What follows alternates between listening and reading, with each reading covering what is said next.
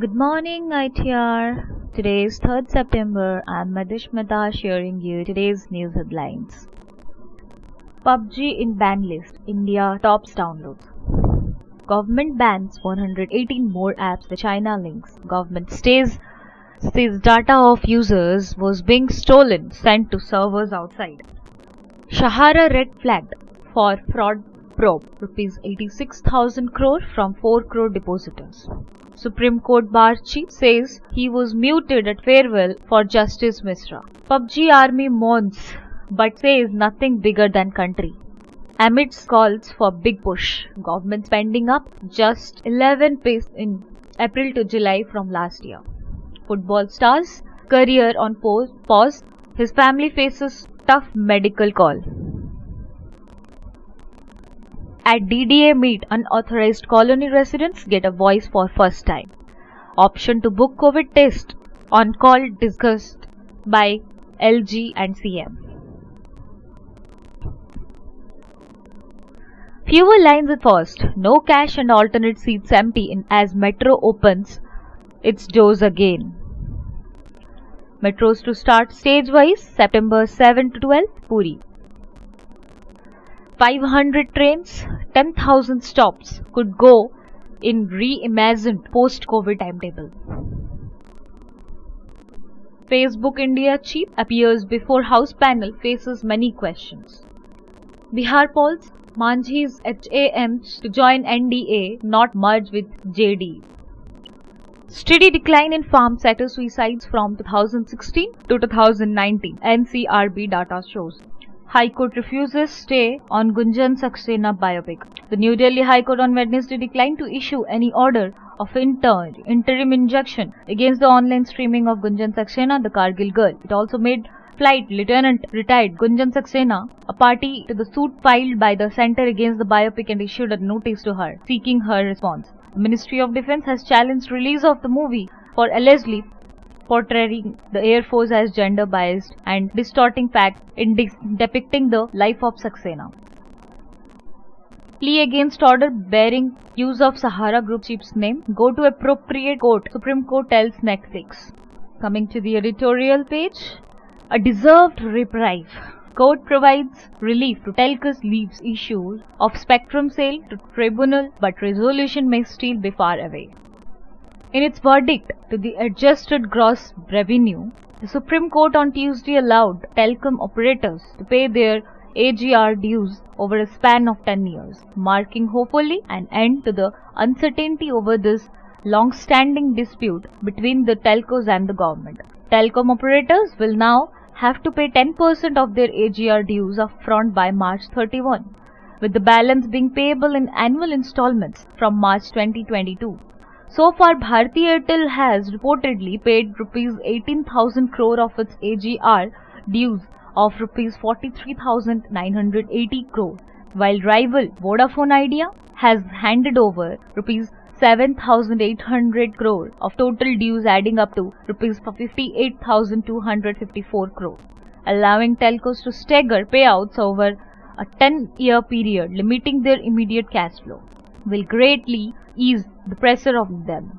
However, as the telcos and even the government had sought a longer repayment cycle to pay the dues ranging between 15 to 20 years, the relief provided is only partial. The possibility of a review petition being filed thus cannot be ruled out. While the verdict does ease the immediate stress on the operators, there continue to be doubts over Vodafone Idea's future, given in precarious financial position. This in turn raises concerns over the telecom sector in India morphing into a duopoly with one very strong player.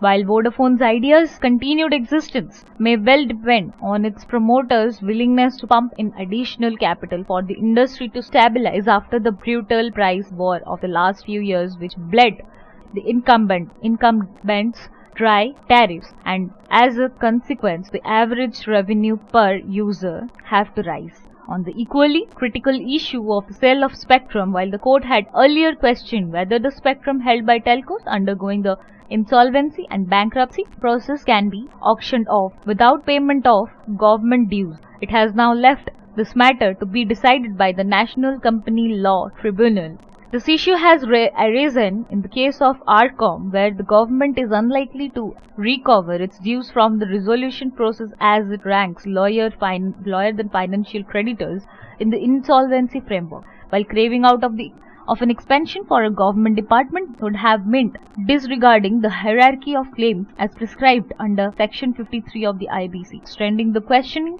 of ownership of spectrum to other natural public resource dependent sectors where government licenses, permits, etc. are issued may also have had adverse consequences. However, with the Department of Telecommunications having the power to approve the transfer of the license and spectrum, it has reportedly opposed the monetization of spectrum in the RCOM case. There continues to be uncertainty over how this issue will be resolved. It is quite possible that this matter ends up in the courts. Wall with a window. COVID economic pain will pass. We need to create enduring change for firms and citizens with reforms. America's opioid crisis took off in 1995 after doctors and medical students were convinced about thinking of pain as the fifth vital sign. Traditional signs were temperature, pulse, breathing rate and blood pressure. Medical science now recognizes the ignorance, danger and soft-terrorism of over-prescribing painkillers. COVID-19 creates massive economic pain, but history suggests that today's circumstances when we should take the long duty and heed historian Fernand Braudel's warning against fireflies and froth. The pain of COVID-19 is real, unprecedented and expected. GST shortfall of rupees 3 lakh crore. Expected new bad loans of rupees 3 lakh crore and up to 25% post-quarter contraction of GDP. But is this surprising if the planet is taking a gap quarter or year? Modern economies are rivers, not lakes. Customer pay salaries, not shareholders. And banks have powers to lend, not spend. A lockdown that forces customers on strike will have pain, but extrapolating this data will lead to noisy estimates like the unemployment number whiplash, 8% to 28% to 8% within 4 months, that are microscopically precise but macroscopically incomplete. Our post-COVID, post-Trump, post-China, post-GST and post-US Federal Reserve economic strategy must recognize factors in our favor. The unassailable status and benefits of being a reserve currency embedded in the belief that the dollar is our currency but your problem are challenged by the US Federal Reserve exploding balance sheet, shifting the global post on monetary policy and a US $3 trillion fiscal deficit. China has many strengths, but its territorial arrogance may be premature. Its credit to GDP is an unsustainable 300%. Many of its big companies are animals bred in captivity who will not survive in the jungle, and its domestic consumption is not sufficient to substitute for global trade. A unity of purpose. Open conflict in IT committee goes against parliamentary convention. There is no specific rule which defines the rights, but as per well-established practices as well as the internal working rules of parliamentary committees, the names of the witnesses, originally prepared by the Secretariat of the committee in a draft form, is approved by the chairman with modifications he desires. At no time is it placed before the committee of its approval. The digital overpromise. Transition from teacher class-based teaching to digital education will need multi-pronged efforts over time. For parents, students, teachers and institutions, investment and infrastructure are needed. The COVID-19 crisis has shown that hoping for the best does not help. We must plan for the worst and hope for the best. The migrant labor crisis was a recent example of our inability to execute. Education is in the crisis at the moment. Most probably, schools and colleges, campuses will be closed through 2020 due to an increasing number of COVID-19 cases. It could even extend to 2021. Can we ensure the safety of the security of our students, teachers and staff? How do we discipline students? How can we protect older teachers? Will testing be available at every school and college? How do we redesign classrooms? How do we have supplies for the schools? Can we afford to pay teachers without students? As parting shot, bench-headed by Justice Misra was held senior advocate Prashant Bhushan guilty of criminal contempt of the court because of two tweets. One about the current CGI riding a motorcycle belonging to a BJP leader, and the other sir criticizing the last four CGIs. Goodbye, Justice Mishra.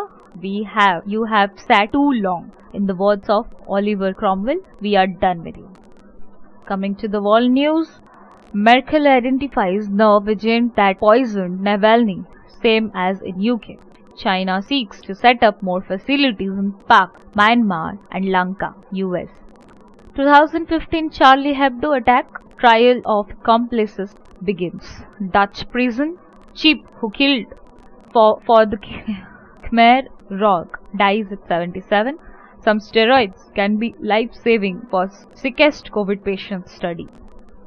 Prince Harry and Meghan sign megawatt multi-year deal with Netflix. Coming to the business news, as First State signs up, Center proposes loan window via state-owned banks. Government needs to put cash in hands of people to spend it. We should use this crisis to build infrastructure deficit.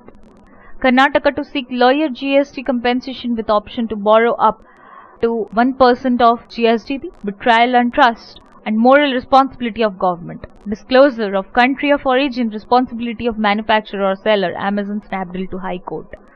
India-US need to work out systematic structural issues. Directors unlikely to get immunity as ITNL arm undergoes insolvency in Spain. Credit outstanding falls by rupees 1.42 lakhs crore in April-July period.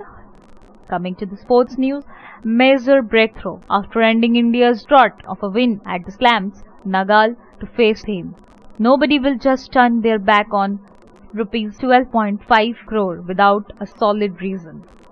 Sindhu to skip Uber Cup because of puja work at home. That's all.